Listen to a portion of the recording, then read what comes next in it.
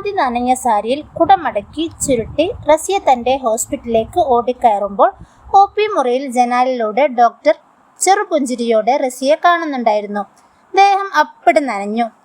ഇടവപ്പാതി കുത്തിയൊലിച്ചു വീണ കണ്ടപ്പോൾ സന്തോഷം തോന്നിയതാ.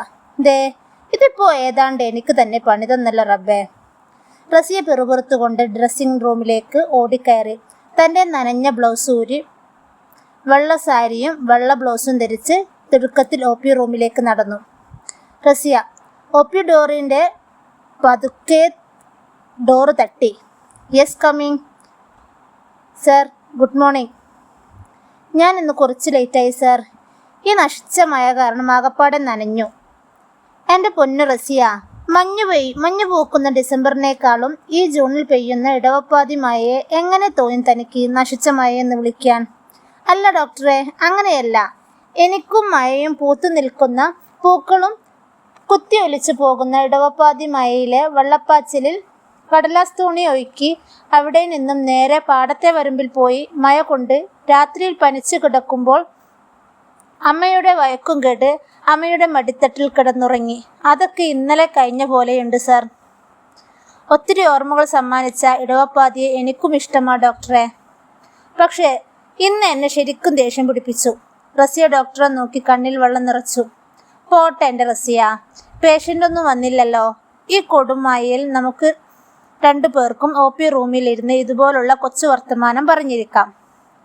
പാലക്കാട് കാൽപ്പത്തി ഗ്രാമത്തിലെ ഗവൺമെൻറ് ഹോസ്പിറ്റലിൽ ഡോക്ടർ അലി തൻ്റെ 2 വർഷത്തെ സേവനത്തിനിടയിൽ 5 മാസം മുമ്പ് നേഴ്സിംഗ് അസിസ്റ്റൻ്റായി വന്ന റസിയയോട് മാത്രം ഒരടുപ്പം തോന്നി.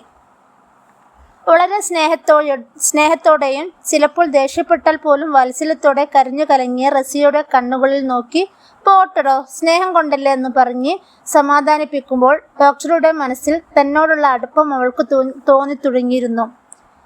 റസിയ, താൻ എന്താടോ ആലോചിച്ചിരിക്കുന്നേ? എന്താ ഒരു മൗനം? ആരെ ചിന്തിച്ചു കൂട്ടുവാണ്? മുഖം ഒന്ന് ഉയർത്തി ഡോക്ടറുടെ കണ്ണുകളിലേക്ക് നോക്കി ചെറുപുഞ്ചിരിയോടെ മനസ്സിൽ പതുക്കെ റസിയ പറഞ്ഞു. വിളിക്കണ്ട, കോന്തൻ ഡോക്ടർ തന്നെയാണ് ആലോചിക്കുന്നത്. OP മുറിയിൽ ഫോൺ റിംഗ് ചെയ്തു. ട്രിങ് ട്രിങ് ട്രിങ് ട്രിങ്. Hello doctor Alihar. ഡോക്ടർ, റിസപ്ഷനിൽ നിന്നാണേ. ഒരു പേഷ്യൻ്റ് വന്നിട്ടുണ്ട്, വരാൻ പറയട്ടെ? ഓ യെസ്, വരാൻ പറയൂ.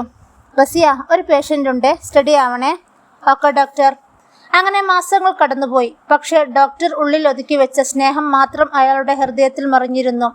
മഴയും വേനലും ഡിസംബറിലെ തണുത്ത കാറ്റും ഒക്കെ കടന്നുപോയി. പക്ഷേ അവളുടെ മറുപടി മാത്രം മാറിയില്ല. തനിക്ക് ഈ ജീവിതത്തിൽ ഒരു കല്യാണമില്ല എന്ന വാക്കു മാത്രം. എന്നും പതിവ് പോലെ റസിയ ഹോസ്പിറ്റലിൽ എത്തിയപ്പോൾ ഡോക്ടർ ലീവാണെന്ന് റിസപ്ഷനിൽ നിന്ന് സ്വാതി പറഞ്ഞു. പകരം ഡോക്ടർ വിഷ്ണു ജോയിൻ ചെയ്തിരിക്കുന്നു. ഇത് കേട്ട് റസിയ ആകെ ഒന്ന് വിയർത്തു. തളർന്ന പോലെ ഡ്രസ്സിംഗ് റൂമിലേക്ക് പോയി ഡ്രസ്സ് മാറി OP റൂമിലേക്ക് മനസ്സില്ലാ മനസ്സോടെ ഡ്യൂട്ടിക്ക് കയറി. റസിയയുടെ ചിന്ത മുഴുവനും പറയാതെ പോയ അലി ഡോക്ടറെ കുറിച്ചായിരുന്നു. സങ്കടം വന്നു. റസിയയുടെ കണ്ണുകൾ നിറഞ്ഞു. ഒരു മുരുടൻ ഡോക്ടർ. ഞാൻ മറുപടി പറഞ്ഞില്ലെന്ന് വെച്ച് ഇഷ്ടമില്ല എന്നാണോ അർത്ഥം? എനിക്ക് കുറച്ച് സമയമാണ് എന്നല്ലേ? അതെങ്ങനെ? മൂക്കത്തല്ലേ ഡോക്ടറുടെ ദേഷ്യവും വാശിയും. എല്ലാം എന്നെ മനസ്സിലാക്കാതെ എന്നോട് പറയാതെ പോവുകയാണെങ്കിൽ പൊയ്ക്കോട്ടെ, എങ്ങോട്ടെങ്കിലും.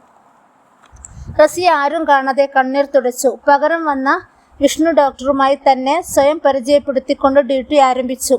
പിറ്റേന്ന് രാവിലെ ആ വാർത്ത കേട്ട് റസിയ പൊട്ടിക്കരഞ്ഞു. ഡോക്ടർ ആത്മഹത്യ ചെയ്തിരിക്കുന്നു.